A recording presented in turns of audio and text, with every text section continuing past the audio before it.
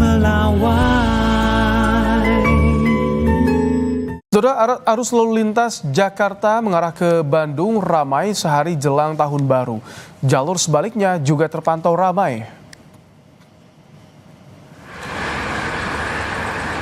Salah satu titik kepadatan di kilometer 79 Tol Cipularang, Purwakarta, Jawa Barat, saudara. Kendaraan dari arah Jakarta menuju Bandung terpantau mulai ramai. Meski ramai, lalu lintas yang didominasi mobil pribadi dan bus ini masih relatif lancar dan belum terjadi penumpukan.